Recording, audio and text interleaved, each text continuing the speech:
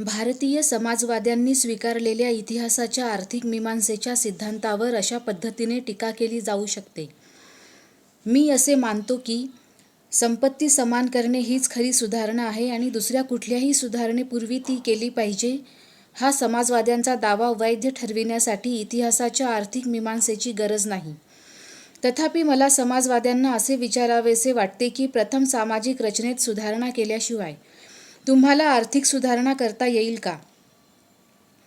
भारतातील समाजवाद्यांनी या प्रश्नावर विचार केला आहे असे वाटत नाही. मी त्यांच्यावर अन्याय करू इच्छित नाही. काही दिवसापूर्वी एका ख्यातनाम समाजवाद्याने माझ्या एका मित्राला लिहिलेल्या पत्रातील एका उतारा मी खाली देत आहे, ज्यात ते म्हणतात, जोवर एका वर्गाने दुसऱ्यावर केलेल्या जुलूम आणि दमनाचा लवलेशही शिल्लक आहे, तोपर्यंत आपण भारतात मुक्त समाजाची रचना करू शकू यावर माझा विश्वास नाही. समाजवादी आदर्शावर माझा विश्वास असल्याने अपरिहार्यपणे विविध वर्ग आणि गटांना वागवताना मी परिपूर्ण समतेवर विश्वास ठेवतो. मला असे वाटते की या तसेच इतर समस्यांवर केवळ समाजवाद हाच उपाय आहे. मला आता असा प्रश्न विचारावासा वाटतो की विविध वर्गांना परिपूर्ण समतेची वागणूक मिळावी यावर विश्वास आहे, असे केवळ म्हणणे समाजवाद्यांना पुरेसे आहे का? असा विश्वास पुरेसा आहे असे म्हणणे म्हणजे समाजवादात काय अनुस्यूत आहे याच्या माहितीचा पूर्णपणे अभाव असल्याचे प्रकट करण्यासारखे आहे. समाजवाद केवळ एक धूसर आणि दुर्गम आदर्श नसून एक कृती कार्यक्रम असेल तर समाजवाद्यांसाठी तो समतेवर विश्वास ठेवतो की नाही हा प्रश्न नाही. त्याला असा प्रश्न विचारू की सामाजिक व्यवस्थेची बाब म्हणून, तत्वाची बाब म्हणून एक वर्ग दुसऱ्या वर्गाला दुष्टपणे वागवितो, त्याचे दमन करतो आणि अशा रीतीने जुलूम आणि गांजवणुकीला एका वर्गाला दुसऱ्यापासून विभक्त करणे सुरूच ठेवायला परवानगी देतो. याला त्यांची हरकत आहे का, असा त्यांना माझा सवाल आहे. माझा मुद्दा पूर्णपणे स्पष्ट करण्यासाठी मी समाजवाद वास्तवात आणण्यासाठी अंतर्भूत असलेल्या घटकांचे विश्लेषण करतो. हे स्पष्ट आहे की क्रांती होऊन सत्ता बळकावल्याशिवाय समाजवाद्यांना अपेक्षित असलेल्या आर्थिक सुधारणा अंमलात येऊ शकत नाहीत. सत्ता शोषित वर्गाने हिसकावून घेतली पाहिजे. मी पहिला प्रश्न विचारतो की भारतातील शोषित वर्ग अशी क्रांती करण्यासाठी एकत्र येईल का? अशा कृतीसाठी त्यांना कुठली बाब प्रवृत्त करील?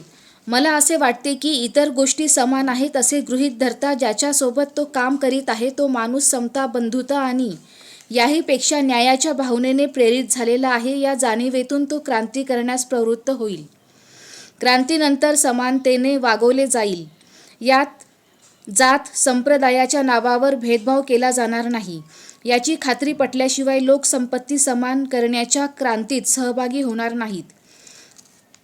क्रांतीचे नेतृत्व करणाऱ्या समाजवाद्यांनी केवळ त्याचा जातीपातीवर विश्वास नाही असे आश्वासन देणे पुरेसे नाही याची मला खात्री आहे.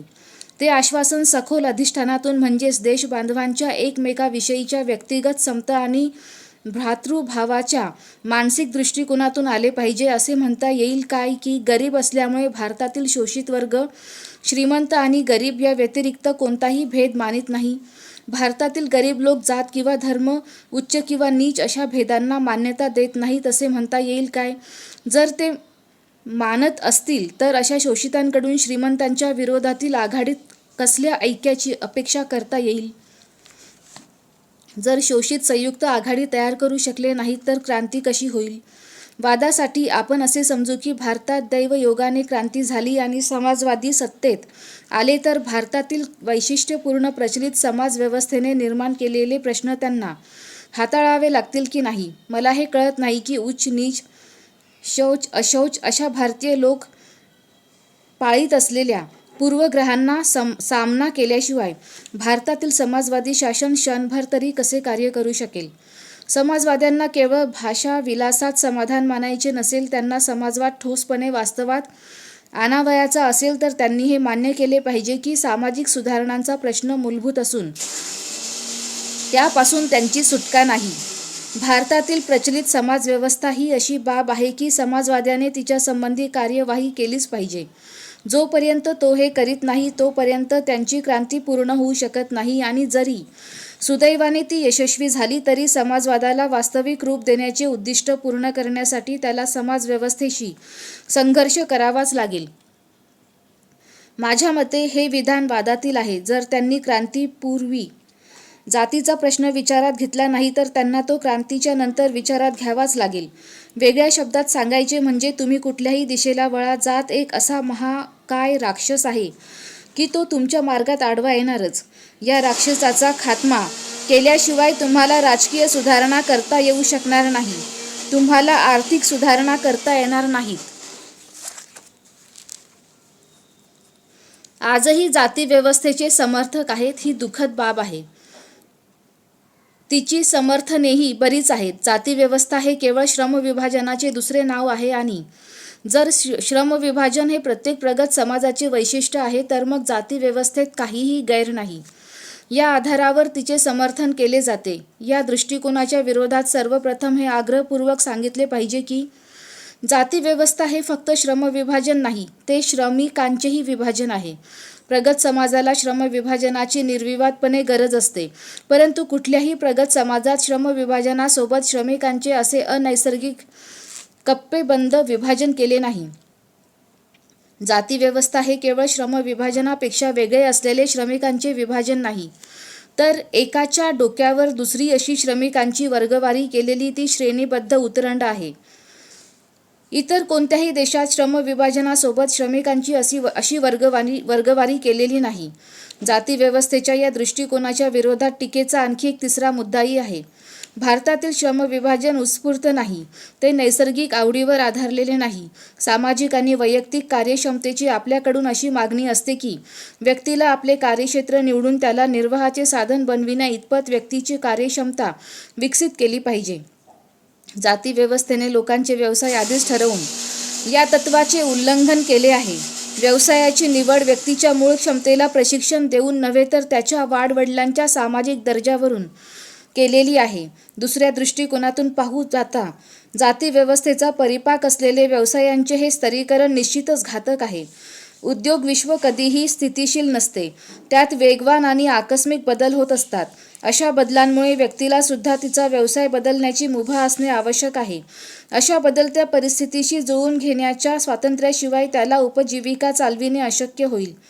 जातीव्यवस्था हिंदूंना त्या व्यवसायाशी त्यांचा वंशपरंपरेने संबंध नसेल तर तिथे त्यांची आवश्यकता असली तरी तो निवडण्याची परवानगी देत नाही. एखादा हिंदू त्याच्या जातीला नेमून न दिलेले नवे व्यवसाय करण्याऐवजी उपासमार सहन करताना दिसला तर त्याचे कारण जातीव्यवस्थेमध्ये आढळून येईल. व्यवसायात परिस्थितीनुरूप बदलाची परवानगी नाकारून देशात आपल्याला दिसणाऱ्या बऱ्याचशा बेरोजगारीला जातीव्यवस्थाच कारणीभूत ठरते. श्रमविभाजनाची पद्धती म्हणून जातीव्यवस्थेत आणखी एक गंभीर दोष आहे. जातीनिष्ठ श्रमविभाजन व्यक्तीच्या पसंतीवर आधारलेले असत नाही. व्यक्तिगत भावना, व्यक्तिगत पसंती याला त्यात स्थान नाही. ते नियती सिद्धांतावर आधारित आहे. सामाजिक कार्यक्षमतेच्या दृष्टिकोनातून विचार करता आपल्याला हे मान्य करणे भाग पडेल की आपल्या औद्योगिक पद्धतीमधील सर्वात वाईट गोष्ट त्यातील गरिबी किंवा कष्ट नसून त्यात गुंतलेल्या लोकांना त्यांचा व्यवसाय पसंत नसूनही करीत राहावा लागतो ही आहे. असे लादलेले नापसंत व्यवसाय व्यक्तीला त्यांची घृणा, द्वेष आणि टाळाटाळ करण्यास उद्युक्त करतात. भारतात हिंदूंनी अनेक व्यवसाय तुच्छ मानल्यामुळे त्या व्यवसायात गुंतलेले लोक त्याचा तिरस्कार करण्यास प्रवृत्त होतात. ते व्यवसाय टाळण्याची, त्यापासून सुटका करून घेण्याची लोकांची सतत इच्छा असते. तो व्यवसाय करणाऱ्यावर हिंदू धर्माने तुच्छता आणि कलंक लादल्याचा विनाशकारी परिणाम म्हणून ही इच्छा निर्माण होते. ज्या व्यवस्थेत माणसाचे मन व बुद्धी त्याच्या कामात वापरली जात नाही त्या व्यवस्थेत कार्यक्षमता कशी असू शकेल? सामाजिक दंडकाच्या मागणीपुढे व्यक्तीला आपल्या नैसर्गिक क्षमता आणि प्रवृत्तीला दुय्यम स्थान द्यावे लागत असल्याने आर्थिक व्यवस्था म्हणून जात ही हानिकारक संस्था आहे. काहींनी जातीच्या समर्थनासाठी जीवशास्त्राचा संरक्षक व्यूह रचला आहे. वंशशुद्धी आणि रक्तशुद्धी राखणे हे जातीचे उद्दिष्ट असल्याचे सांगितले जाते. आता वंशशास्त्रज्ञांच्या मते शुद्ध वंशाची माणसे कुठेच अस्तित्वात नाहीत आणि जगात सर्वत्र सगळ्या वंशांची सरमिसळ झालेली आहे. भारतीय लोकांबाबत तर हे विशेष करून खरे आहे. श्री D.R. भांडारकर आपल्या foreign elements in Hindu population या निबंधात म्हणतात, परकीय रक्ताचा अंश नसलेला वर्ग किंवा जात भारतात अभावानेच आढळेल. केवळ राजपूत आणि मराठ्यांसारख्या क्षत्रिय वर्गांमध्येही नव्हे तर आपला वंश शुद्ध असल्याच्या गोड गैरसमजात असलेल्या ब्राह्मणांमध्ये सुद्धा परवंशीय रक्ताची भेसळ आढळेल.